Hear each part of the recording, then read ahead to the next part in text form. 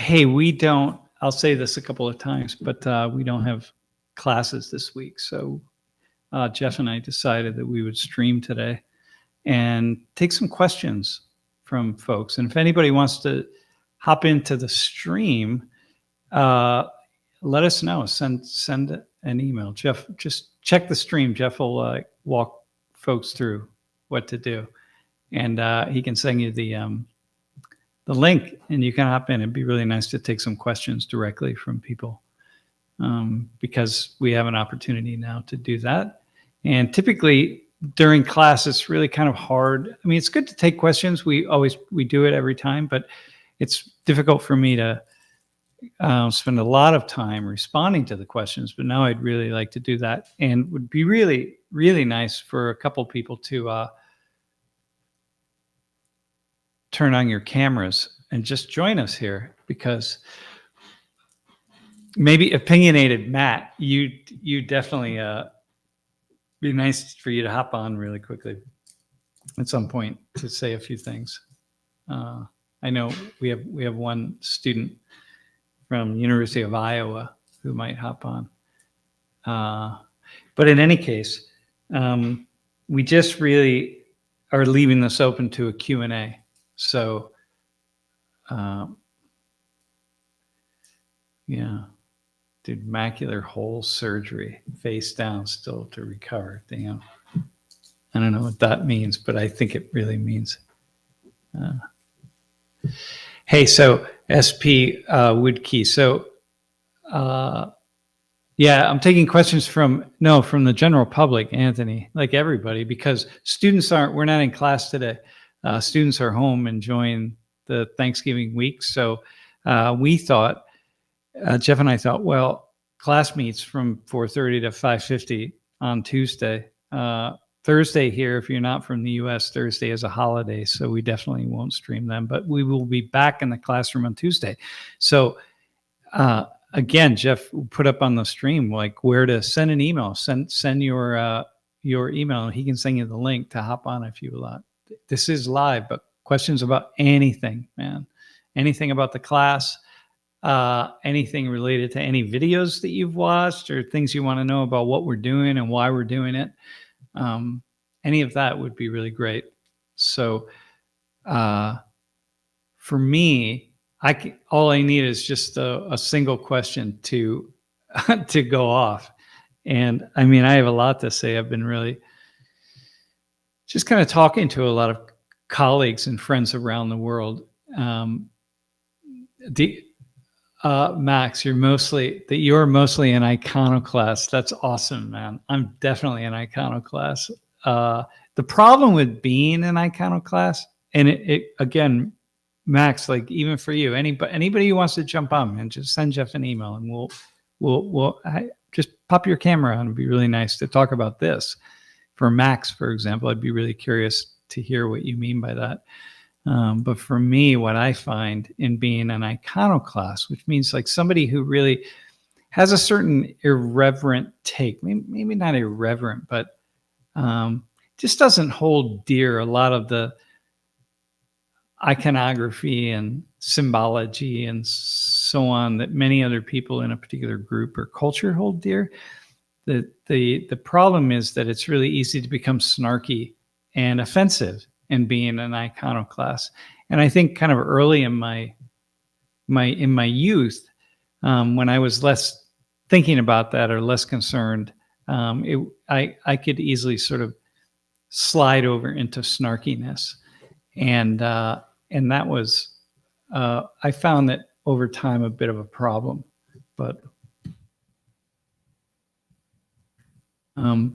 I don't, but now I find it much easier to deal with, right? So I don't attack cherished beliefs in institution, or at least I don't in my heart. Sometimes it comes off that way. Last week or a couple of weeks ago when I was talking about Christianity and anti-Semitism and realizing, after the class, I talked to a couple of students and I thought I was being really sensitive to Christians because I don't have it in my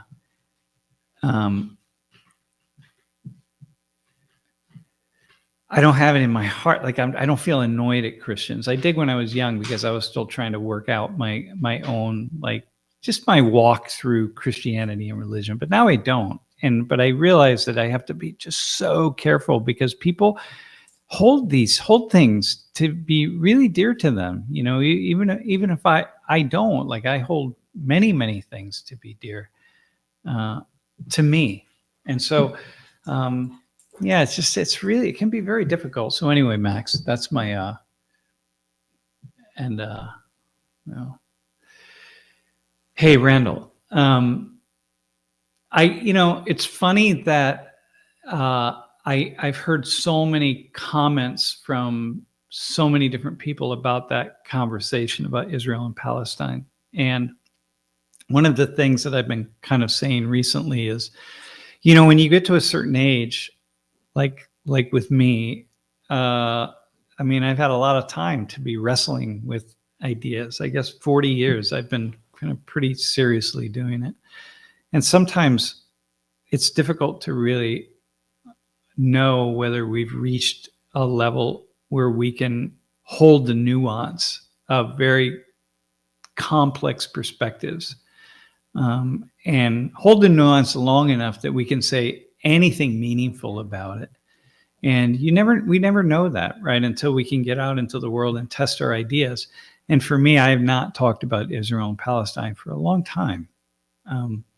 So in a heated moment like this, in a heated time when people are very polarized and pulled in many different directions, it was sort of audacious and bold of me to just take questions from students and respond to them in an open forum like that. I mean, who does that, right? That's like kind of, on this issue in particular, it's almost a sign of mental illness. And but the fact that I didn't even think about it. I mean, I just said, hey, let me just respond.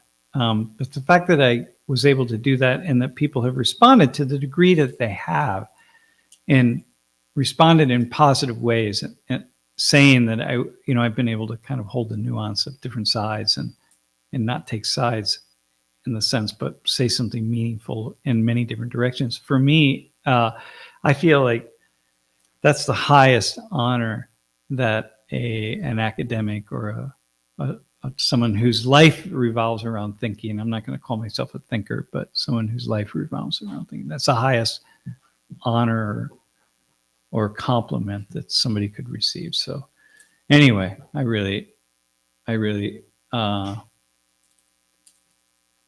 yeah. See the GB King Charles greeting South Korea's President Yoon as the first international royal event. No, you know what? I did not, Nung. I have not seen video of that, but I knew that President Yoon was meeting the king. And so I just have not had time to really see video of that. And I want to. Yeah, I want to see that. That's pretty big. Okay, question from the email. Do you have any advice for talking to family members about challenging political or social topics during Thanksgiving? Yeah. Well, here's the thing. Yeah, here's my advice.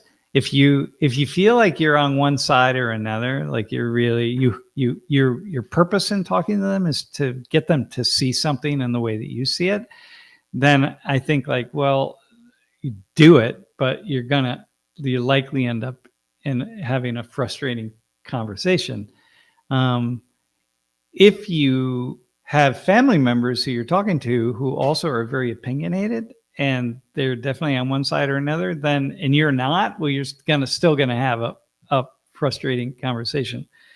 But if you're authentically really just wondering what family members are thinking about these hot topics, and you truly are curious, like you really are curious, then just wade into it. Just walk into it and ask questions.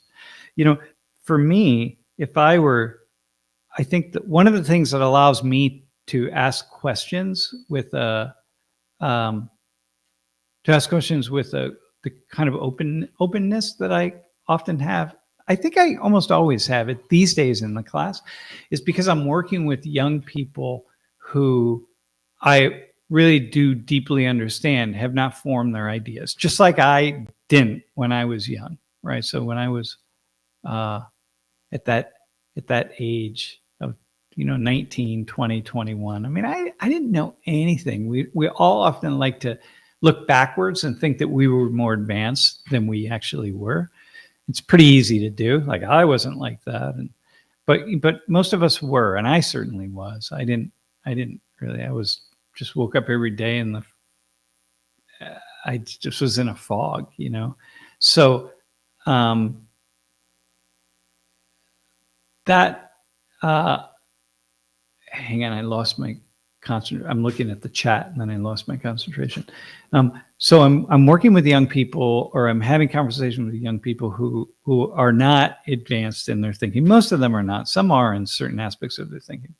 But two, I'm doing it in front of cameras, in front of a live audience that's going to go on video that will live in perpetuity on YouTube.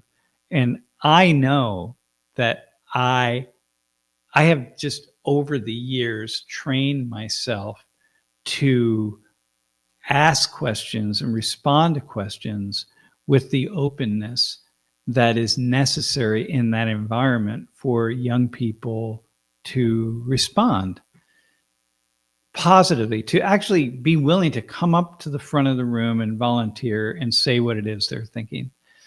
And so I know that, right? The fact that the cameras are in the room allows me actually to be much more sensitive and much more open and much more aware than I would be if the cameras were not there. If they weren't there, I would allow I know that my own judgment would creep into many of these conversations. And so it doesn't, mostly because of that. So the cameras are really a help, and a big help. Trillion Joke, one of my favorites was the lecture on choice. It sounded like you were describing Burger Luckman's concept. Yeah, definitely. Yeah. I don't know that. I think I know that. I think I remember it, the Burger Luckman concept. But the idea is that, the sociologist in me sees that it's impossible to be free, right? This is, I think, the Burger Luckman idea that once you're socialized, you've given up your freedom. So your socialization gives you the tools that you need to interact with others, like, language and learning basic norms and mores and so on, or else we would be uncivilized and unsocialized, and no group would accept us, and then we would be outcasts. And so the moment the time that we spend in the initial socialization process takes away the freedom. Because once we take on a language or one way of being in the world, and whatever it is, once we do that, we're now not free to do other things. Once I've learned, for example, to not be naked, like it's just in me to not be in public and not have clothes on. Like, I just can't do that. So even when I've had the opportunity to be on a nude beach, it's very uncomfortable. It's even to be outdoors and be naked is extremely uncomfortable. So Lori and I have had the opportunity to be on secluded beaches and just be naked. And it's so strange. So once I've been socialized to wear clothes, I've given up the freedom that could come with actually just living life in certain environments. I mean, obviously without clothing. And so, which is not, okay, that's not a problem, right? Obviously, that's not a big deal, whatever, we are closed. But there are so many other aspects of life, of ways of being free or expressing freedom that would be really meaningful. And so that's like that's that choice thing, man. It's so cool. It's so, and it's okay, right? But too many of us walk around with this idea, it's like, I'm free, or like just this kind of ways of thinking about freedom. And the sociologist says, like, nah, none of us are really free. Hey, Alexandra from Portugal. Awesome, man. Thank you for that. That's, oh my gosh. Yeah. Thanks for talking about Israel Palace. Extremely important. Personal. What's up with the bead necklace in your hand? The beads are actually, these particular beads are from Egypt. I've always used beads when I talk. They just keep me really grounded. I think back in my first semester teaching. Here at Penn State, I received some beads as a gift from a Buddhist monk, and I just started using them in class, and they really just calmed me, right? And from then on, I just have always had prayer beads. So Catholic, Buddhist, Muslim, Hindu, I mean, every culture has its own version of prayer beads. These are prayer beads that I got in the souk in Egypt. So they really they keep me grounded. So, hey, Alexandra, we used to have I was in Portugal one time, and we had a Portuguese water dog for 16 years. He was really awesome. So I have fond feelings about Portugal. All right, what do we got? Another question. All right, from the Netherlands. I'm Turkish origin and must say that you are extremely cautious, nuanced, and have a just moral compass. Hey, thanks. I don't know how to pronounce your Goel Shah. Maybe you could write out like phonetically how I would pronounce your name. I think that I would say my moral compass comes from a couple of things. One, having traveled really all over the world and lived with people and spent time with people from many different walks of life, wealthy people, poor people, people of every ancestry and culture that you could imagine. And as a sociologist, being really intrigued by human beings, so many human beings, and being intrigued by things that were very different from me. So lots of customs that I've just completely never imagined. Well, my sociological, anthropological side wants to go try those things. And because why wouldn't I? Nothing's weird for me. There's no food that's weird. I mean, there are some foods that I wouldn't eat, right? Just because I feel like it would be unethical,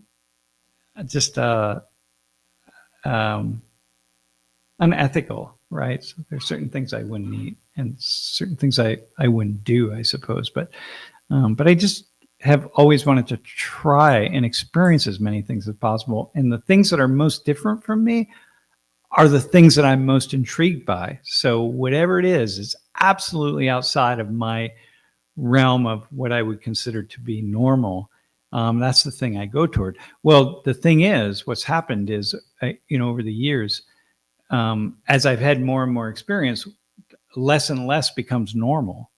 And so, wearing shirts like this, I wear button-down shirts for the most part every day. I mean, there are lots of things like that, but many other things, they become not so normal. And so, therefore, it just becomes easier for me to appreciate the many different experiences that I'm allowed to have. And that's just awesome. And I think that probably most human beings are like that, to be perfectly honest with you.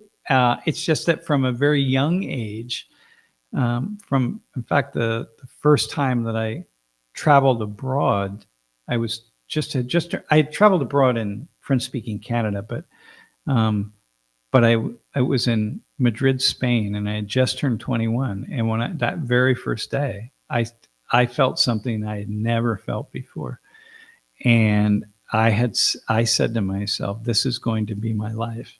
I will organize my entire life around meeting people and experiencing places all over the world and in my own country, And so I just did that. I made that decision very, very clearly. And so in things that I bought and purchased and didn't purchase, and how I spent my money and how I spent my time and decisions I made, it took, my wife and I didn't get a dog until we were almost 40 years old, in our late 30s, because we didn't want to be tied down, nothing. I just dedicated my entire life toward understanding other people or experiencing other people. But what it has meant was that I've met so many awesome people in the world. So there's nothing that can happen that I just am naturally struck by deep judgment about them. I read about some event that happens, like the Rohingya people,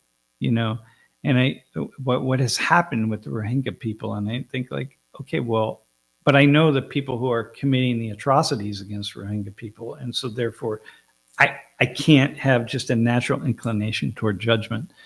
So it gives me like my moral compass then is one that is just over time the muscles are strengthened around openness and curiosity and friendship and oftentimes love, but I don't want to get sappy with the love piece, but all right, Jeff, we have first and foremost, I love you. However, you're taking a little too long to answer each question because we have over 100 comments. I haven't even refreshed on the app over here. However, we do have a question from a student who's emailed it, so I'll go ahead and bring Ian on. All right, Ian. Hi. Yo, what's up, man? Wow, it's such a pleasure to talk to you. Dude, it's a pleasure to see you. Where are you? I'm in my room right now. I'm in New York. All right, cool. New York City or New York State? New York State. I go to SUNY Geneseo. Oh, very cool, man. I know Geneseo. Yeah. So I just wanted to talk to you about, so I'm in my senior year, and my whole life I've studied like physics and math. I've wanted to be a physicist, but I've just had this incredible, like, profound interest in sociology, and I've read like 6 books in the last month. Yeah.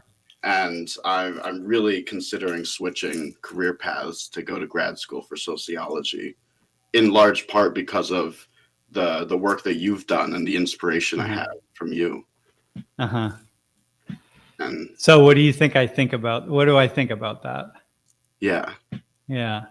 Well, first off, your physics, your science, or your STEM background is really valuable for thinking, right? And for building curiosity, like where to turn to, like physics to like strengthen your curiosity muscles, right? Like, oh my God, I wish I could change careers right now and go toward physics. Yeah, I'd find it so absolutely fascinating. That's, by the way, that's one of the evil lights where life is really, in the end, for those of us who like to think creatively, and life is kind of a disappointment because you get toward the end of your life and you see all these pathways that you would love to take, and there's just not enough time to do it. And so this like disappointment is sort of built into the life process, I suppose. But that's a good thing. If you're lucky, disappointment is built into it. Anyway, listen, bro, if you decided to go towards sociology, your physics background, especially your math and logical left brain thinking, would be really, really useful for you. And that would be really good. And people would appreciate that tremendously, that you have strengthened those thought systems, and seeing society as a system, and all the systems that you see as in physics and the work that you do, science and physics, they blend. They become, it's the same thing. We're talking about cause and effect, and how systems, the individual sort of components of systems are impacted by other components. Okay. So it's really the same. But I have to say, sociology is probably more difficult because we're dealing with human beings, right? On one, we call it the soft sciences, and it seems less difficult because everybody has an opinion about sociology, but nobody has an opinion about physics because we don't understand a damn thing that physicists are saying, most of us, right? But we all think we understand what sociologists are saying. So in any case, dude, if you felt like, yeah, I want to apply to grad schools wouldn't have a problem with that at all. I'm assuming you've had statistics and you understand research. In sociology, that would be fine. People would be really fascinated by that. So don't let it hold you back by any stretch. That's my first answer. My second answer is you can do both, really. You can be a physicist. I know many people who are like in the sciences, right? Who have like in their spare time, they're just these really amazing sociological thinkers, or they're musicians, or they have all sorts of other talents on the side. So the two go together for sure. Yeah. In fact, I will say that the best science thinkers that I've ever had, that I've ever known, always have something on the side that they're amazingly talented at. Like they act, or they play an instrument, or they're a magician or something. I don't know, man. Or a poet. It's really pretty astounding. So, all right, what do you think about that response? That's really encouraging to hear, is that no doors are shut yet. And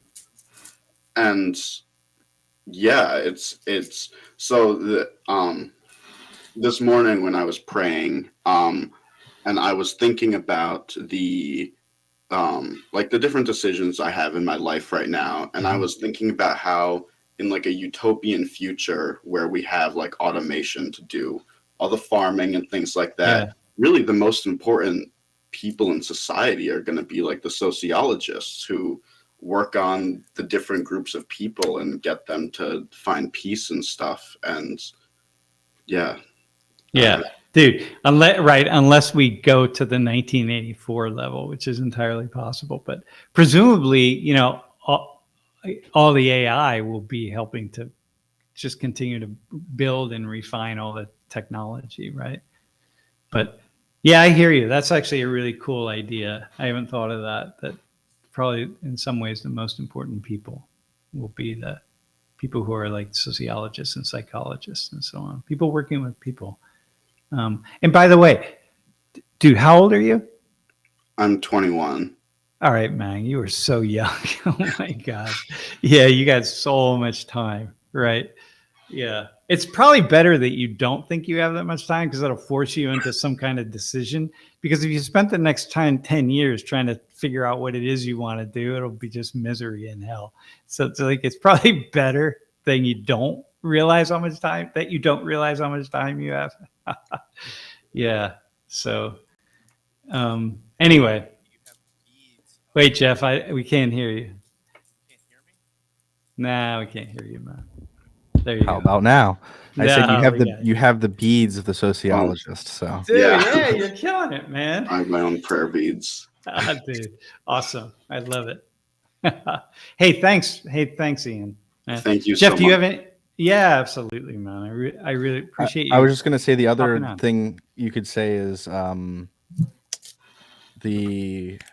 every choice or every decision you make has a positive and negative consequence. Oh, dude, yeah, that's the big. That's the physicist conundrum, right? And when you see this, this is, by the way, this is both the source, probably the deepest source of oneness, and like a distortion of one's presence. I'm not sure how to say that, but every door you open, on the other side of that door are good things and bad things, right? So if the door is a door that you're forced to open and you don't really want to, but you're forced to, because maybe it's like the job that you didn't get, or it's just you didn't get some job, and so therefore you have to go work at, I don't know, some who knows what, right? Some fast food restaurant for a hot minute till you like whatever. You say, I don't want to work here. But that experience is going to open up opportunities for you that are going to be really, really cool. The cool things will happen because you had to take that job for 4 months, let's say. And on the flip side is that if you get the job you really want, and you go through that door, there's going to be things that you don't want to see happen or have happen.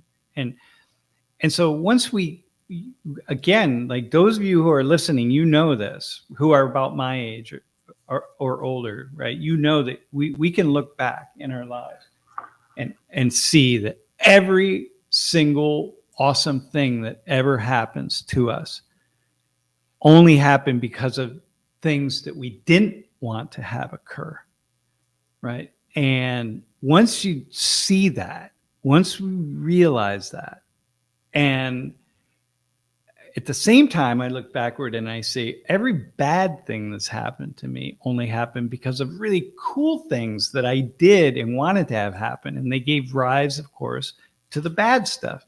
And once you see the balance of that, and you can look backwards, it makes every single day much easier, because there's like nothing that anything that happened. There's nothing that is inherently, I can't say nothing, but it's almost like there's almost nothing that's inherently good or bad at this point in my life, because all the bad stuff. I mean, there are some bad things like that I really wouldn't want to deal with. I could fall off the curb and just really destroy my knee, let's say. But you know what? I might meet the most awesome person in my life because of that, right? And so that's hold that, man. There's like a physics thing, like hold that. Yeah, so. What do you hear? What do you hear when I say that? Like, what do you hear? I'm just thinking about, so in one of your lectures, you said that like Siddhartha was one of the greatest books that you can like spend 150 pages on. And so the next day I went out and I bought the book and I read it in about 3 hours. And I'm just thinking about that and how, you know, he went through his life and he came back to like the like river master, the guy who ferried people across the river. And, you know, he had all this bad stuff happen to him, but like in the end of his life, he was like, it was all great, you know? Yeah. Yeah. He only was able to come to oneness because of all those other things. Yeah. Yeah. That's an awesome book, man. If you haven't read, it's Hermann Hesse. And it's a really short read. It's the only book that I would ever need to have with me if I were stranded on a desert island somewhere for eternity. You know, that would be the one. Yeah. Hey, bro, thanks, man. Thanks for hopping on. I really appreciate it. Yeah. Thank you. All right. Yeah, be well. Jeff, I don't know if you have anybody else who, how do we become more aware of the way in which we've been influenced through secondary socialization, and how we can or should try to inoculate ourselves from that? I'm not, I think, Mike, man, this is like, I wish I had an answer to this question. I think you just have to know that you are, and that life itself has shaped us in these deep, deep ways, just like our families and just like our past experiences, in these deep ways that don't allow us that force us into pathways that are really not our choosing. They're just pathways that we're taken on. And you might say, like, this is one of those sociology things that people will say, well, of course, that's like, everybody knows that. That's like, I was thinking that when I was in 8th grade kind of thing. But it's like, no. When you get to a certain place and you see that and you understand it, and we understand the ways in which there's absolutely no way that we're fully free. It's the doorway to, I don't know, to meaning in some way. I don't know. I hate to start it. That probably sounds like I've been like smoking pot or something, but yeah, what can I say? All right, Jeff, I have a question about East Asian culture and Eastern. Yeah, so during performance review at work, should we be more following toward Eastern? I find that to be the case. Yeah. Hey, Jin Monk. Look, here's the thing, right? Here's for me. It's really hard to go full Eastern, right? And by Eastern, we really mean like this is that kind of balance, right? The yin and the yang, right? The balance out between, like, you're forcing issues and we're trying to force some things and then allowing other things to happen to us, right? And if you think about it, oh man, I don't know. I don't know if I have an analogy. Okay, let me just think performance reviews. First off, if you follow what I just said about doorways and good things happening to us because of bad things that happened to us in the past, and bad things happening to us because of good things that happened in the past, okay? Well, then you think about a performance review. If I get a positive review, like, okay, well, that's going to lead to good things in the future and bad things in the future, right? You say, well, but I might lose my job. Well, losing your job might be the most important thing. You might look back. I know countless human beings who have who have lost jobs for one reason or another, and it completely opened their lives up, right? Or the performance review could mean like, wow, this was a stellar review, and we're going to move you into the. I know someone just recently I was talking to, who they moved into this place in their company because of this really amazing performance review, and like 6 months later, that whole wing of the company got chopped off, and they lost their job, right? I mean, I laughed about it with them, with this person, because whatever, right? You have to laugh at life.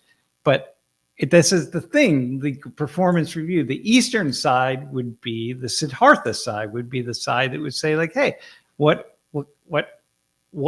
I won't know if this is a good or bad thing until 10 years from now or 20 years from now, and I look back and I see all the good and the bad that came of it, and then I can kind of decide, was it overall good or overall bad? But you can't know that, and that's the Eastern side, that we don't attach ourselves, right? This is the entire Eastern philosophy of living, as we say. It's also, by the way, the Western philosophy of living, right? In Christianity, Jesus said, like when Jesus is saying, follow me, he's saying follow God, follow the Christ, which is saying, don't attach yourself to your ego. Like, let go, just follow. If you truly follow God, like Christians are really Buddhists in the same way. If you truly follow Christ, then you're letting go and you're letting God take control. Well, if you're letting God take control, then you're stepping out of the way. Well, that's what Buddhism is all about. It's like step out of the way. I mean, it's the same thing, right? So, and in Islam, you have this idea that, like in your 33rd day or something, so many Muslims have this idea that, your whole life is written out for you. It's like a script, and Allah writes that script, and you're just living your life as though you have no volition whatsoever. It's when you take it to the deepest level and the purest level of almost like hard determinism, meaning that everything is planned out for you, so you don't have to worry about anything, which means that it's easier to accept some things like tragedies. But it also means that you can just kind of let go a lot. Well, I don't know. I know a lot of Muslims who talk about this from a deeply kind of spirited way, but I don't know nearly as many Muslims who fully live it. If you live it, it's pretty damn powerful. Yeah, that's pretty awesome. All right, Jeff. I don't know if I'm still being too long-winded. Axel, how are you? I've been wanting to meet you, actually. First, I'm glad to hear you sometimes. Yeah, so a little bit of awesome. I'm teaching engineering on a small private university near my hometown, Wolfsburg. Headquarter and little unshop now. Yeah, your camera's out of focus, but that's okay. I can see you. That's okay. Good. Sorry for that. And I'm teaching engineering on IT security now. Next semester will be social engineering. Oh, very cool. And I want to try something of your sociological inputs into my things, like I doing last days. My students discuss over Israel and Palestine, and I told the story you told about the Jewish visiting with the Jewish people, and the danger of sugar. Yeah. And they find it amazing, and they like to try to visit you, to follow you too. Yeah, very cool. And I'm the first one in my family here in Germany had studied. That's studied. I'm the first one. Yeah. So I'm a working class. Yep. A long time of a working class. My grandpa building a union. Mm-hmm. Mm-hmm. And my grandpa, mother side, will be killed by Gestapo. Mm. He was a photographer, and somebody he made photos from before say, Felix, you're not at home tomorrow. Next day, they're coming to catch him. Yeah, that's intense. Yeah. It's very intense. And the next one is all the time. He lived in a small town, not far from here. The world was small, so 50 kilometers, so 20 miles with a big range. Mm-hmm. And he wanted to go over 1932 to Spain to fight on a Republican side. Mm-hmm. Mm-hmm. Mm-hmm. So that, and when the Gestapo come first time, he put an axe behind his door. Mm-hmm. When they come again, what they want to catch 2 SS men with him. So all the time, I try to understand why a democratic country can move into a short time, only not more than 8 years, from a democratic country to a fascist country and murdered so many people, 6 million Jewish people, 200,000 Roma and Sinti, so traveling people. Mm-hmm. And when they catch him, I was not on the world. Yeah, that's intense. Yeah. I think about sometimes I think about World War II in particular, right? And I think of the tens of millions of human beings who perished. And I think how different the world would be. Yeah. How many I probably wouldn't exist. I mean, most of us in the world today, probably, at least in the West anyway, Europe and the Americas, probably a majority of us wouldn't even exist. It would be different spirits and so on, But your question about how a country in a very short period of time can go from an essentially democratic oriented nation or political structure to one of a fascist, where we gave up that power to people who were going to do harm. And it wasn't exactly clear in the beginning that they were going to do harm, right? No. I mean, it wasn't, because even when I read Mein Kampf, right, and it's not clear. Like I read lots of things that people say crazy things, and I don't really pay attention to them, It was too crazy. Yeah, I read Mein Kampf, and it's almost some things are just laughable, and here's this little man, It's only after the fact that we say, look, whoa, why didn't we understand that? Well, you don't see it. But I think that question, if I could just respond to that question quickly, I think it's the single greatest, most profound question of the 20th century is how that was able to happen. Yeah. That's what I mean. And I'm working from the other part of my life to understand how it is coming, how we can handle it. And as an engineer, I like to fix something. Yeah. And that's what I find interesting on your work on Israel and Palestine. You try to fix it. Yeah. Not on a big line, on a small line. Yeah. In a personal way. Yeah. But you see, go ahead, keep going.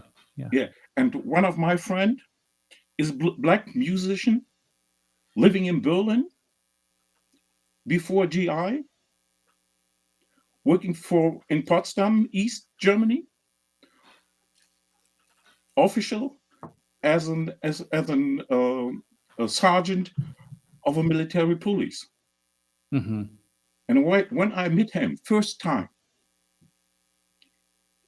in the 90s, on the side on his door is standing a baseball to fight. Mhm. And I asked him, Mhm. why you have a baseball A bat. Yeah. bat? Okay, Yeah. thanks for the word. Why do you have a baseball bat on the side of your door? And he say, I'm a black man. And in that time, in his neighborhood, the fascist is moving around and hit people. And I say, okay, you're part of my family. Yeah. Yeah. Our grandpa's doing the same thing. Yeah. Yeah. 60 years ago. Yeah. And when I'm looking from outside, and that was I'm thinking along about the last discussion with Greg. Uh-huh. And he said, the Holocaust was not the one. I know what you want to say. Yeah. Yeah. I know what. But for a German, for my personally, the industrial killing of people was a singularity. Yeah. Yeah. It's industrial killing of people. Is a fabric to kill people. You don't, it's almost like they made it so the way you say that, the industrial killing, right? The attempt, this is what people use this word genocide loosely. They throw it around, right? And I say, no, listen, you don't, if you just throw that word out, you do not understand the reality, the sociological reality out of which that word was constructed, which is this attempt to turn people into pieces of dust, to in a very systematic way eliminate them. This isn't like killing each person one at a time. This is a systematic eradication of people that like the likes that was done by engineers, by the way. Yeah, I know. Right? That's why I try to teach my engineers that they had to think about what they're doing. Yeah. They had an empathy and they had a morality on their working. Yeah.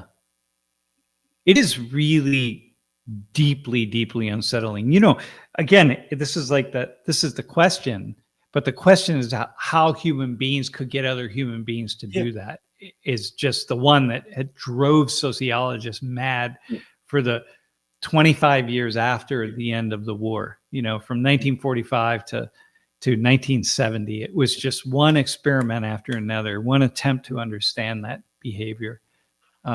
But you know, we see it. We don't see it in such a mass way, and I have this idea that I have to believe that we never will see that industrial killing, but I don't. I think it will happen differently. You know, it will be like just dropping bombs that kill so many millions of people, and we don't think about it. So when you're looking on the history of Americas, you know, when the Indian cut off the hair, to get the scalps, you know where it's coming from? No. So on the other point, we in Germany use the word Indian as a positive thing. So to say somebody is an Indian is we call it Indiana. We have a long history of positivity for Indian culture. Okay. From book side, from science side, mostly from book side. So that's more a romantic version. Yeah. So on that point, the reason why it's coming, I want to understand why it makes no sense. Yeah. And the reason is the British paid their people that killed Indians by hair. As the scouts. And the Indians don't understand what they're doing. They're thinking they want to catch the power of the person. Yeah. You know, to understand when you don't understand the concept of money. Yeah. It's so interesting that you are obsessed in a good way, or that you're thinking so deeply about these things. I mean, because I think that it really requires people who are not sociologists, not political science, and not trained in these ways where we do this all the time. It requires people who are outside of our professions to be able to take these questions to another level and out into the world, that really can allow human beings to get beyond our baser natures, right? And not follow the fear that for some reason we can just get captivated by, the fear and the power in these leaders, especially now, right? I mean, we're seeing this. Arnica was going to hop on today, but Arnica lives outside of Berlin, and we were going to talk about this, but there's just this inclination that so many people have to follow leaders who, emit some kind of power that somehow we feed off of, and then couple that with fear about something that we're not going to get, or something that's going to happen to us. And like, we can do all sorts of really horrible, evil things to other people, or allow those evil things to happen. Yeah. So I guess with my teaching, and I think you kind of put this out there, like certainly with Israel, Palestine, but anywhere, it's just like to try to fight that, and say we can be better. Did you know the story about from the World War One to the Christmas piece? Yeah, that's a great story. Yeah, that's a great story. And that story is one that I'm sure has been repeated all over the world in so many different places. Yeah. Because human beings, I did this once in my class. I taught an intro to sociology class, and I did 5 weeks. Our visitors, what the winter piece is? Yeah. No, we should say do you want to say it, or you want me to say it? It was that there was on Christmas. Now I'm doing from my perspective. Yeah. Okay. So here in World War One, there was a battle in World War One, and there were the Germans and the Western. They were the British, I think. It was British, not the Americans. Yeah. And Christmas Eve, and they stopped fighting just on Christmas Eve. People just kind of stopped, and they were on the two lines. And the way World War One was fought in these trenches, I mean, it's just the most horrific fighting that one could ever imagine. Yeah. And then one of the, I think, German soldiers or the British soldiers started singing a song, and then the other side heard it and started singing along, and then they came out of their trenches, and then they played, I think, a soccer game or something, right? Together. Yeah. And then in the morning, they had to go back and start fighting again. But for that night, they were at peace, and they were brothers. They was brothers. When they do this, there was brothers after them. Yeah. They shoot together, but not on the person. Yeah. The snipers shooting on the other side from both sides. Yeah. They took a cigarette, putting high, and they're shooting on the cigarette, not on the person. Yeah. So they purposefully missed. Yeah. I can't fighting against more. Yeah. Well, you can't. For the officers of both sides, this was a horrible point ever. Yeah. They put these part of the army to other regions, send it home, that they don't fight. Yeah. That can't happen again. Yeah. Well, I taught this in intro class, and we did 5 weeks on war. And one of the things that I did, I had students just close their eyes and imagine what it would be to take the life of another human being. Like, just really go in and picture some way to do that, and to imagine you taking somebody else's life, maybe with a knife, but with a knife. I was trying to get them to do it so it was very personal. and people couldn't do it. Like, you can't do that. You are not, it is just not in the human nature of the vast majority of people to be able to take the life of somebody else. Yeah. You have to be socialized into doing that. And of course, in World War I, what we know is that a huge number of people didn't shoot other people most of the time. They would purposefully miss them, because you can't kill. People cannot kill. It's very, I mean, people do kill, but it is against our nature to do that. And so it's very hard. And so then I think about the Nazis, and I think about what you said, the industrialization of killing. Well, it's much easier if you find these ways to just systematically kill large numbers of people, then somehow you become kind of distant from the process. And it's just hurt. Yeah, this is this engineering thing. Yeah, and another point is that my grandfather from mother's side was in World War I, not in World War II.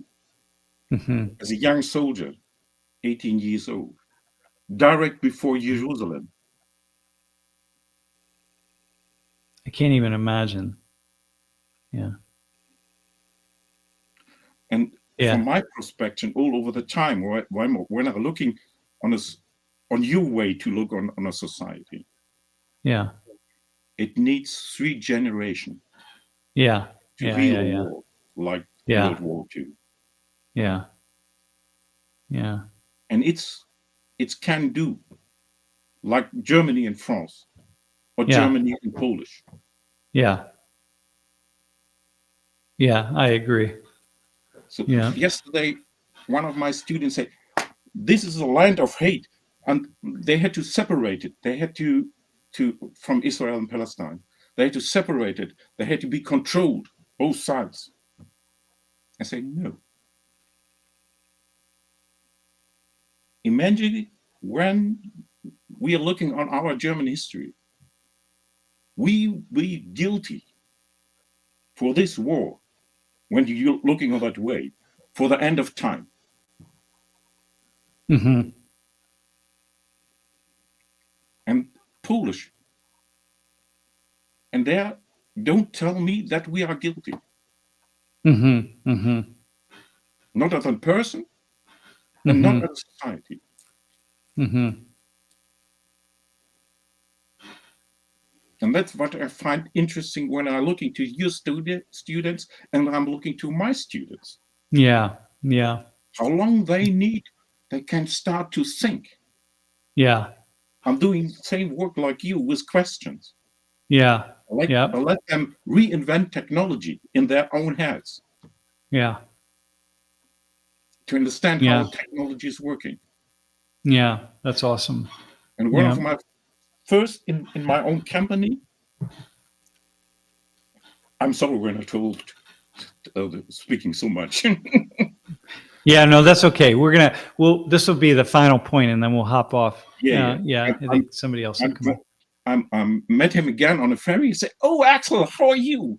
Waving from far. I don't know who it is. He coming back and say, I was your student at one of my first classes. And I say, "Oh, I know. Now I know who we are. And do you know what the important thing, what you teach me?" I said, "No, I'm teaching technology." "No, you teach me thinking." Yeah. And his students stand behind him and say, "This is Axel I called you from." Yeah. That's awesome. That's awesome. Good for you, man. Good for you. I'm honored to meet you. A nice point for you. Yeah. For that. Yeah. And I can meet somebody sometimes when you be in Germany or when I be in Penn State. Yeah. Awesome. Yeah. I'd love to meet you. Yeah. That's cool. Oh, that's awesome. Good for you. Yeah. Hey, thanks for hopping on. I really appreciate it. I've been watching your comments on the stream over the years or over the past months. I don't know how long you've been watching, but for a while. But I really appreciate things you say. So thank you. Yeah. All right. We'll talk again. Yeah. And have a good day. Yeah. Thank you. Yeah. Oh man, that's like, for me to be able to just have a conversation like that with Axel, with a human being, and and who's in Europe, I mean, so far away, but yet we connect on so many things. It's just like the greatest honor of my life, absolute, beyond anything that I could imagine. So, God, that's so awesome. Mr. Iconoclast. Can you hear me okay? I can hear you. Yeah. So, real name's Alan. I came across your videos. I stumbled upon them, and started watching your previous recordings of your classes and stuff. And I remember that one that you started talking about, that you were iconoclast, and I'm like, I've heard that word before, but it's not a word I use in my everyday language. And I'm just like, so I had to look it up. Matter of fact, I went over to ChatGPT, and I was like, I'm feeling a likeness, with you and the way that you address subjects. And I've been accused of holding like both sides of the coin in the same conversation at the same time. And I'm in user experience design, so that's very frustrating for some people because they're just waiting for an answer and for me to take a position. I'm like, well, if you're giving me 10 seconds to, decide, then I'm going to spend 9 of them thinking about it. So let's talk about it. So anyway, so I went over to ChatGPT and I typed in, describe a child in his childhood years who was born a natural iconoclast. And my God. Okay, tell me. So it says, the intro paragraph is, a child born a natural iconoclast is not like the other kids in the neighborhood or at school. From a young age, the child questions everything, traditions, norms, even authority. While most kids are learning to fit in, the child is figuring out how to stand out, not for the sake of attention, but due to a genuine curiosity and a different way of seeing the world. Yeah, that's so cool. I struggled my whole life like this, right? Because my father was a policeman and my mother was a Playboy bunny. And that's a very strange mix, right? So when I'm like showing up to school, I'm just not like the other kids at all, right? Yeah. And so anyways, it lists personality traits, early life, school life, everything is, I was like, wow, I'm an iconoclast. I don't know if I'm 100%. I don't know if I'm as good as you at it. Well, maybe that's just because I'm older, I think. I think you're, but I will, you're older than me. I will go back though. I think about my school, right? And I think about, that was back when we would have to stand up and salute the flag, and I would not salute the flag. I didn't see the purpose of it. Like, what's the flag? I would say, like, this doesn't make sense. And I would ask the teacher about all the other countries in the world. They say, well, are they saluting their flag? And they say, yeah. And they say, well, why is but if I were in their country, I'd be saluting their flag, right? And say, yeah. And I say, okay, well, then why should I salute this one? And the same with the gods, right? But if I were born in a different family, I'd believe in a different God. So so always, not out of meanness, just out of a deep curiosity, like, why does this, these are cherished things, flags and gods. These are things that people hold dear. So for a while I had to fight, I had to lash out against these things, but now I don't lash out against them. I just don't, I just live in many different worlds. So that's pretty cool. All your travels must have really helped because you hold such a delicate balance in the broadcasts in your classroom. Those are touchy topics, and yet I was even dispelled of a few things that I held as a common belief. You would just put up on the screen or whatever, talk about it. I'd just be like blown away. But I really appreciate that, and I had no idea that a sociology class could be like the way that you do it. And I wanted to ask you, do you have like a live broadcast of any kind? Have you written a book? No. I have I have a few things that I wrote, but I don't.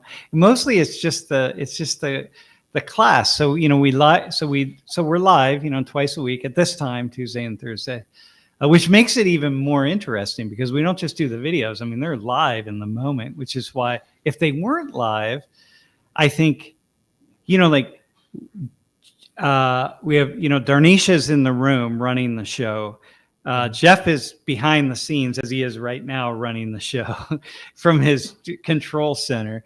And I'm writing the script and bringing the volunteers up who are the actors. I mean, we're all in this together. And and then I have Nidhi and Leah this semester who are there up in the front, kind of keeping things going.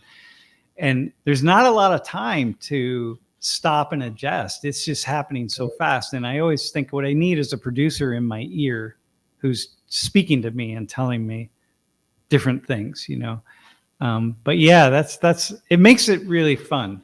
It makes it a lot of fun. I really, really enjoy myself. Yeah. So very cool.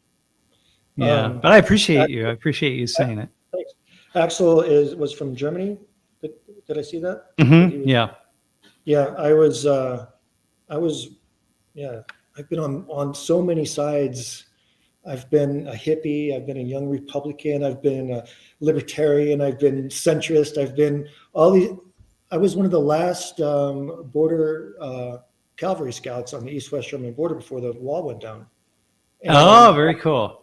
And I remember standing there with nothing between me and these German soldiers or the Russian officers, realizing, standing right there, face to face even, that if we just struck up conversation, we'd probably all just end up in the guest house having drinks and talking about family.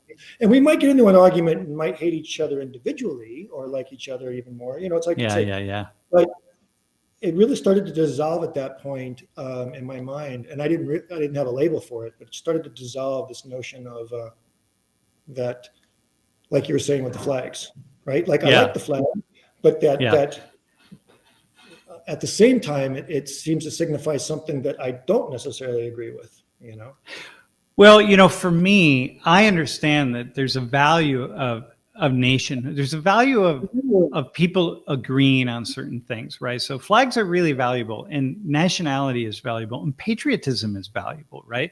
Like it matters within the borders, political borders. It matters that people can mostly share ideas and agree with one another about quite a number of things because it helps them to get along, right? So when you have something like a flag that people can look to and feel some affinity toward, that's a good thing. So I don't dispose of that at all as a sociologist. I think it has great value. For me, I don't. The world also needs people like me or maybe like you who we don't feel a particular connection to any one thing, but rather we feel a deep connection toward lots of things. And so we need those people also, but we do need the people who feel that tight bond and they help to unify. But it's when we unify too much or when people think this flag is the best one over another one, right? Or my nation is the best over another nation. And a little bit of that is fine, right? Because you want to feel good about your own country, whatever the country is, but it just can so quickly take us into a place that we don't want to go, especially if we don't know, if we've never been anywhere. I mean, you were in Germany, you had that experience, what it is to be in Germany and drink awesome beer, you know what I mean? And to be part of that culture. And I was such a white cracker showing up there, and I say that, I don't know if that's wrong to say, but I remember during the they were driving us around showing the town that we were going to live in. And I was looking out the bus and I saw this guy walking this giant dog. And I'm like, look at the size of that German Shepherd. And the German bus driver turned and said, you mean that Shepherd? Yeah.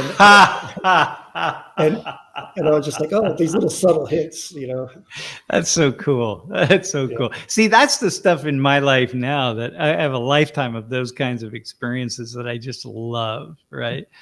And I used to feel self-conscious about it when something like that would happen to me. And now I love it because I just, it's really a cool opportunity. I just laugh at it. That's funny. Yeah, that's great. That's awesome. Hey, where are you, by the way? Where do you live? I'm in Denver. Denver. Okay. Awesome. Yeah. Yep. I've only been here about 4 years. It's a pretty friendly community. Yeah. Yeah. Colorado, man. I've been to Denver a couple of times. We have a couple of former staff members who are all out in that area. So, nice. Yeah. Them. Are you there, Jeff? Are you here? Nope, I'm in Pennsylvania. Oh. Yeah. Jeff used to be in State College, but now he lives down near Lancaster. Hey, Jeff, is there anybody else who's coming on? Nope, that was it. I did see a question I wanted to answer though. Okay. And I'll share my screen. You can ask it both. Wait, Alan. Alan and I will both answer it. Yeah. Well, it's I'm kind of answering it with the screenshot, or with the screen capture. Somebody said that I just had the question up now. I can't get it, but somebody asked, what happened to Jiggy? They went back and started watching class. Oh, here it is. Yeah. I've been watching from oldest to newest. I was wondering what happened to Jiggy after early 2017. Are you still in contact? And for those of you who would like to, you can There's follow Jiggy. Jiggy on Instagram. That's her Instagram handle. But if you want to explain, Sam, what happened, where she went, and all of that kind of stuff. So at some point in time, a number of years ago, Alan, I had this idea that I needed someone who was sitting up in the front of the room who I could play off of, kind of like if you look at like Dave Letterman and Paul Schaefer, that kind of thing, right? And I needed someone who just could really just be with me and we could kind of go back and forth with. So Jiggy had been a student in class, 15 years ago or so. And she's Korean. She was born in Korea, came to the US, so Korean American, but and so I called her up. She had graduated, but she was living in town. I said, Jiggy, how about coming in and being my sidekick, or we kind of co-teach this, I don't know, however you want to say it. And so she said yes. So she did that for a year, and then she moved out to California. But for me, it's really nice to have another person in that room who can kind of play off of a little bit. Mm-hmm. It doesn't seem like it maybe, but it can be very stressful, like in the moment, to have to be doing so many things at once, So anyway, that was Jiggy. That's my answer to you. So Jiggy's doing quite well, and she was actually supposed to be back in State College this semester, but maybe next semester. I was going to come up for just that class. Yeah. I think, Alan, one of the things that is really awesome about being a professor is having so many students to come through one's life. Yeah. So many people, and wow, it's like other people's kids, right? They're not my own, so I don't have to worry about all the things that I might worry about. I just get to see the best of the best sides of everybody, and it's such a really honorable thing. It's really cool. Yeah, I was an adjunct for 5 years, and so and that was very interesting. That very first day that I taught, it happened to have been a 3-hour class on 3D animation. And I remember I was standing there, the projector was on me and against the big dry erase boards as the backdrop in it. And I remember stepping away. 2 of my teachers from the school were in the classroom watching me day one as well. And so I'm like walking away. Remember like in the 50s cartoons where the body would leave and the soul or the skeleton. Yeah. That was me. I was just like, oh my God, all I saw was just all these little hungry birds wanting to get fed. And they're just like, feed me, feed me, feed me. And I was just listening to myself and echo as I'm talking. It's a very out of body experience. But it was very cool, actually, to teach for 5 years. It was an honor. And it's not easy at all. Oh, man. It's, I think for me now, in the beginning, it was, what a challenge. Oh my gosh.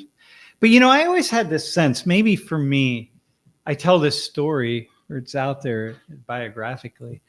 I kind of, for some reason, because I wasn't a very good student in junior high and high school. Well, I was a very good student, but I studied on my own terms. I was an avid reader. I just 100%. Yep. Same thing. Yeah. This is the Iconoclast thing, right? I did it on my own, right? We do it on our own way.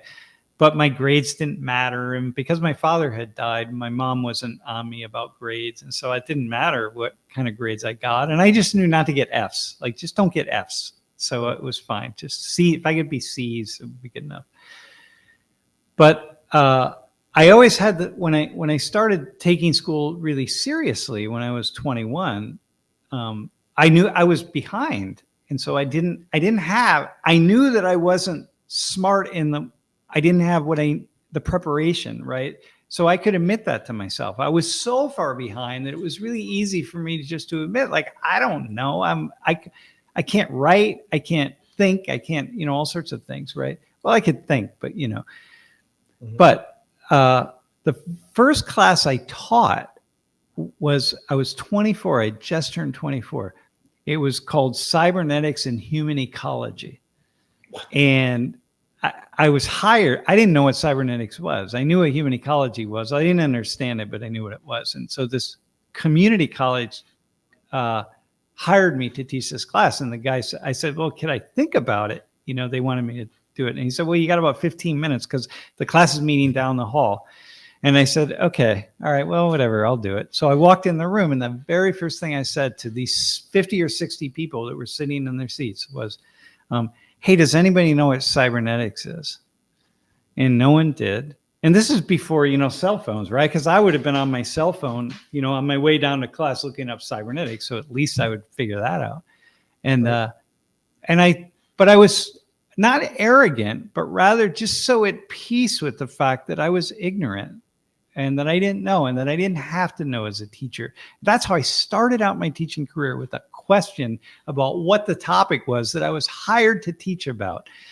And in retrospect, I realized, wow, that is so sort of, and it says so volumes about what I do now, because I'm talking about all sorts of things that I really don't know anything about, which is why I bring my students up to the front and ask them questions, because I figure, well, maybe they'll know because I don't know. And anyway, that's my teaching story of how I. No, that's great. That's what makes the class so dynamic and alive, and every class different. It's that's pretty neat. I was lucky. Most of my classes were all long multi-credit hour classes where it was what do they call them when you're just in like labs. And so Yep. And I avoided all the other teachers. Well, I can't say all the other teachers. I don't want to pin them down like that. But it was a lot of monkey see, monkey do stuff. And I was just like, how about if I show you something and then you go off and make your own versions? And so, and that's how we would do it. And then, and just sitting with everybody individually at some point and figuring out their strengths and weaknesses to get everybody to an A was like, it was a struggle. But this was different. I'm getting fed a lot of other perspectives, like, that person just needs an F and they're not trying hard enough. And all No. We just need to figure out a way to communicate better so that, that's what I'm hoping for from, things like ChatGPT or tailor that. Well, go ahead. I was going to say that it can tailor, if I have to, for me to comprehend quantum physics, if it needs to be, presented like in Dr. Seuss form, right? If that's how I'll understand the concepts, then it could do that, and if it could do that on the fly, but even more subtly that I wouldn't even notice such a radical difference, that it's just the nuances. It would have the ability to do that, I'm assuming. So I think we'll be. Hey, by the way, you just gave me something there with that, the way you described that and using ChatGPT in that way. Like, thanks for that, because I just had a vision for the awesomeness of ChatGPT. Like, just, like there are layers of awesomeness, right? But I just had a really cool vision. So thanks for that. Yeah, it is pretty cool. A lot of people just kind of think of it as an advanced search engine, but you can have a dialogue. No, this is game changing. And for me, I haven't fully delved into it as far as I'm going to. I know that I will, but I'm really looking forward to it. Yeah, hey, listen, I'm gonna let me hop off. So I'll say a couple of final words. But anyway, Alan, thanks for joining us. Thanks for hopping on. I really appreciate it. Yeah. Thank you for teaching. Yeah. Oh my gosh. Yeah. Thank you. All right. Be well. We'll talk again. All right. Hey, Jeff, I think class is over. Class was over technically 3 minutes ago, but whatever. It's all good. I will say that we were invited to Authentic Palestinian food, and this only goes out to you if I'm also invited. So Okay, awesome. we'll try and man. see how we Yeah. can figure that out. Hey, Mohammed. Yeah. Hey, make sure, Mohammed, I'd really be curious if you watched the class in which I talked about my colleagues in Gaza, my team in Gaza, actually, and colleagues. And in fact, a student who worked with us was our coordinator, Palestinian coordinator in Gaza. Lori just spoke with him yesterday, and really working to get him out of Gaza. He and his family, wife, and we met him. His parents came to town, and yeah, just really lovely people. Anyway, Mohammed, I'm wondering if you watched it. I'd be really curious about what you thought about that class. Yeah, it's hard, man. Hey, okay. Anything else, Jeff? Sorry, we didn't get to hardly any questions. I'm really like, oh man, we'll do this again. Next stream will be Tuesday, November 20th. We might stream before that. Maybe on Friday, bro. Maybe Friday afternoon. You and I, if you're free, we can just hop on and do this again. I'll see what the plans are. See what your plans are. All right. Yeah. Okay. It's Black Friday. There's a chance that all my friends are going to want to go out and shop, but like not actually. Oh my God. No, it's dude. This is the first year I'm back at home, so like got to pick up the old tradition. All right, forget about Friday. We'll just be back on the stream on Tuesday. Hey, just put the bell on, and you'll know when we go live. Yeah. Okay. Awesome. Everybody, just know if you're not from the U.S., this is a holiday week. So Thursday is what's called Thanksgiving, and Thanksgiving is this day of. It's like a day of harvest, really. There are a lot of apocryphal stories about the ways in which the early Americans, called the particular group called Pilgrims, came together with indigenous peoples, the native peoples, American Indians, and had a big celebratory dinner. Lori Lynn, I'm coming. We're getting off right now. Okay, and that. But the point is, people gather with their families and they have big meals, and so that's what Thursday's about.